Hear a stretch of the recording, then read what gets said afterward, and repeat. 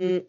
C'est très intéressant et selon toi, qui peut être maltraitant? Est-ce que c'est juste, le personnel médical? Est-ce que ça peut être la famille? Enfin, selon toi, qui En fait, quand on a fait cette étude, mais il s'est avéré que toute personne au contact régulier d'une personne âgée peut être une personne maltraitante. Donc, mmh, ça veut dire qu'effectivement, le conjoint peut être quelqu'un de maltraitant. Donc, c'est pas parce que parfois on est aimant qu'on est particulièrement aidant et qu'on n'est pas forcément maltraitant. Voilà, il y a vraiment beaucoup de critères à retenir. Un médecin, une infirmière, parce qu'elle va mal parler, parce qu'elle va être brusque, parce qu'elle ne va pas respecter aussi l'intimité des personnes. Tout le monde peut se retrouver en situation de maltraitance. Ça peut être aussi, vous savez, on parle beaucoup de harcèlement par rapport mmh, aux appels téléphoniques et tout ça. Donc tout ça fait qu'on peut se retrouver victime finalement de maltraitance et que chacun d'entre nous, parce qu'à un moment donné, on va parler un peu fort, on va être un peu énervé, etc., on peut se retrouver sur une situation de maltraitance.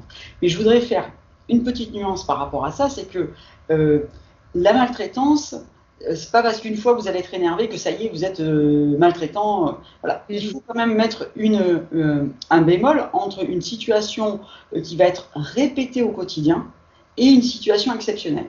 Un jour, vous êtes mmh, exceptionnellement énervé, on va pouvoir partager, s'excuser. Par contre, si vous avez tous les jours une répétition de gestes brusques, si tous les jours vous n'écoutez pas ce que souhaite la personne ou si vous ne répondez pas à la manière dont elle aime qu'on fasse un certain nombre de choses, eh bien là, vous êtes dans une situation de maltraitance. Mais si c'est une seule fois, de temps en temps, parce qu'il s'est passé un événement où vous êtes arrivé très en retard chez la personne, n'imaginez pas que vous êtes maltraitant. Il suffit juste de s'excuser, d'en échanger, et souvent d'ailleurs, une des solutions pour lutter contre la maltraitance, c'est l'échange, la communication et l'écoute.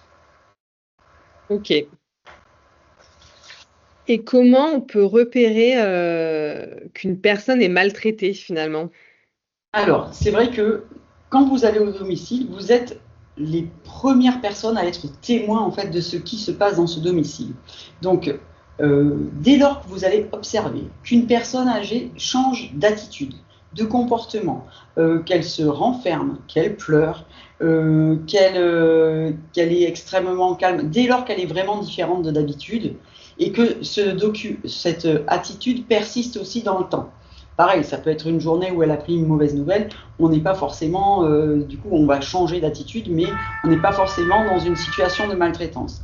Mais dès lors que vous allez aussi, alors encore plus caractéristique, je pense que c'est très important d'observer l'attitude de la personne Mmh. par rapport à son regard. Souvent, je parle du regard qui pétille. Si le regard ne pétille plus ou si vous la sentez craintive, il se passe quelque chose et il va falloir en parler. Mais aussi, vous allez pouvoir observer sur son corps si elle a effectivement aussi des hématomes. Si aussi elle se plaint de maltraitance, il faut le reconnaître. Parce que c'est pas fort. Si elle vous signale ça, il faut le prendre en compte aussi.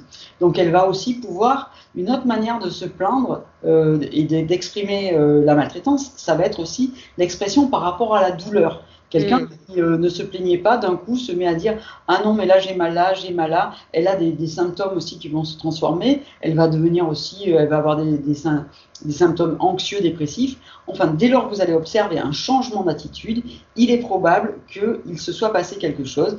Vous en échangez en priorité avec la personne, et puis si elle ne vous révèle rien, etc., vous devez aussi porter cette parole. OK, donc il faut vraiment observer la personne chez qui on a l'habitude d'aller et identifier si quelque chose a changé par rapport à d'habitude.